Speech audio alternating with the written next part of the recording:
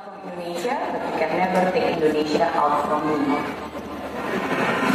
Anak muda yang sukses dalam bisnis mereka, salah satu diantaranya adalah Mary Riana.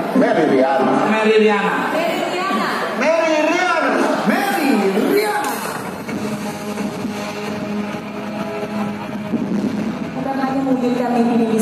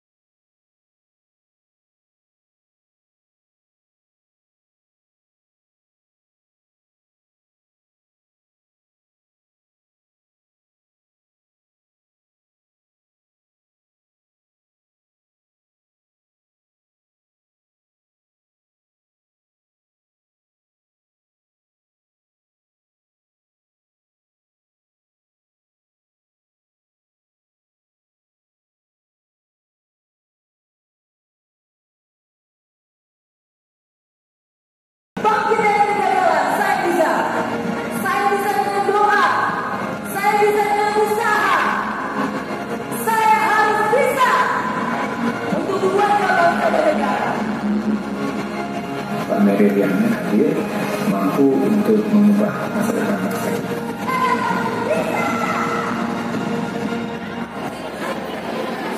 Dan kini mari kita sambut dengan tepuk tangan paling meriah. Inilah Miss Mary Riana.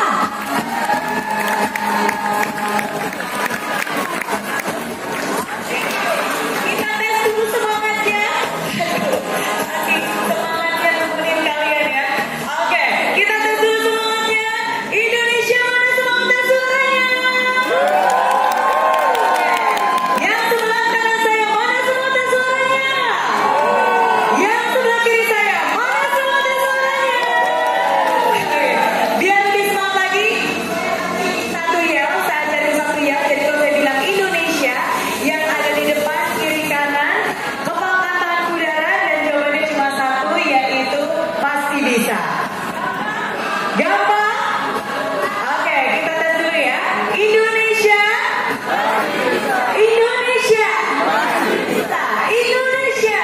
Pasti bisa. Berikan teman sekali yang paling meriah. Thank you. Terima kasih. Dan apa kabar semuanya? Baik, luar biasa ya.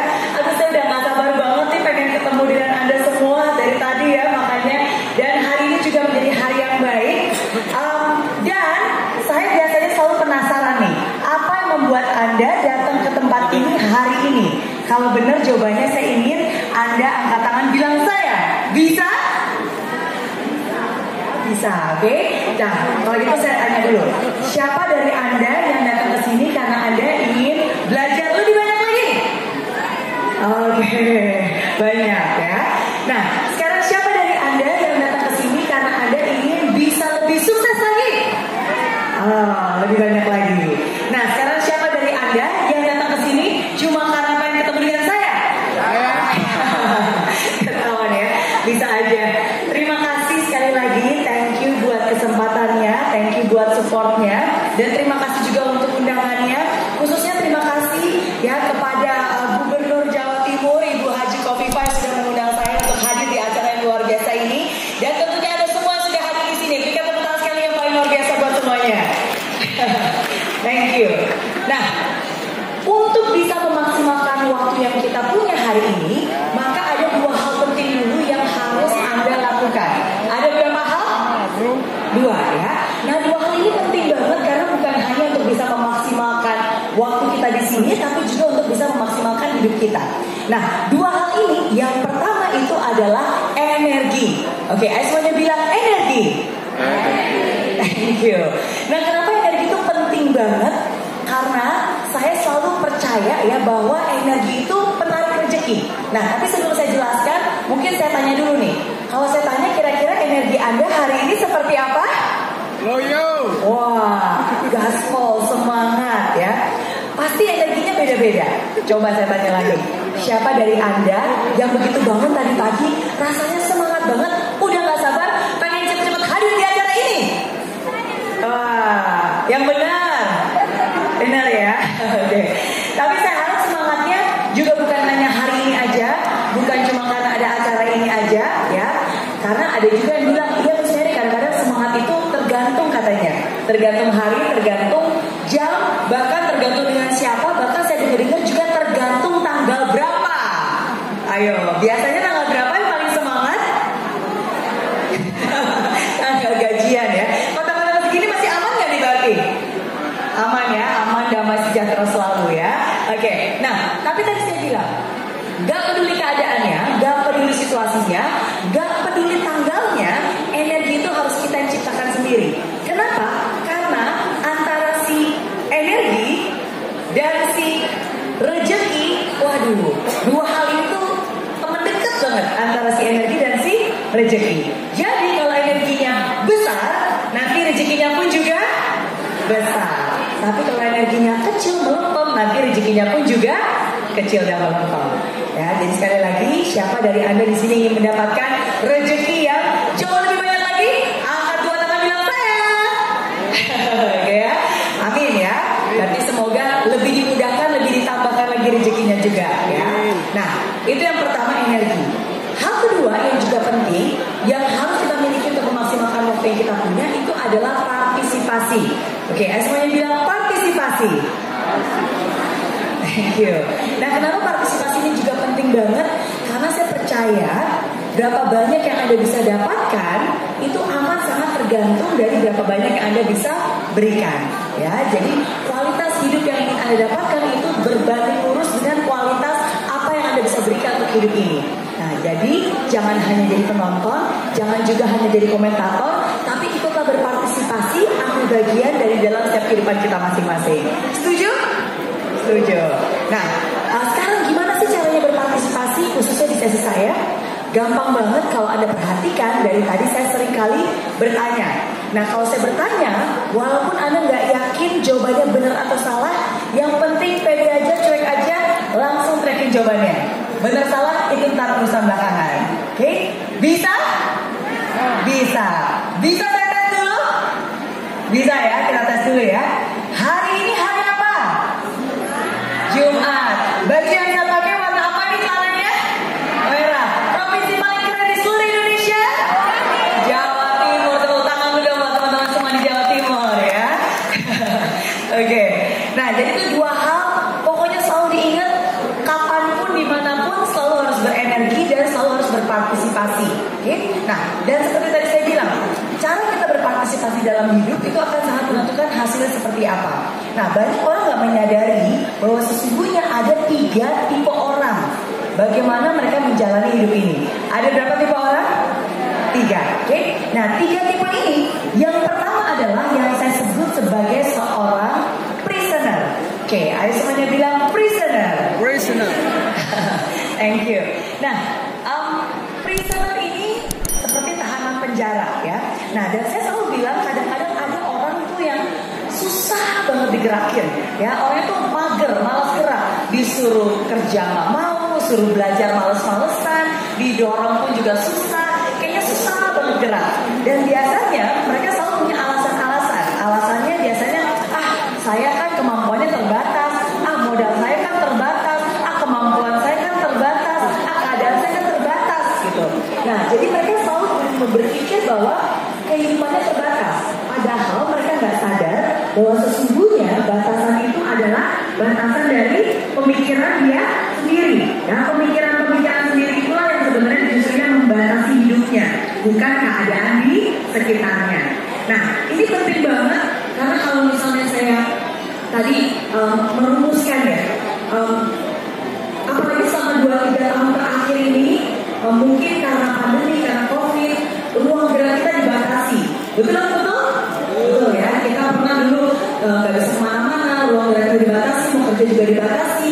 Tapi kan sekarang semuanya sudah berubah, sudah banyak hal yang bisa kita lakukan. Kita sudah bisa memamerkan inovasi-inovasi, banyak terobosan-terobosan terbaru, banyak kegiatan-kegiatan yang baik seperti yang dilakukan hari ini.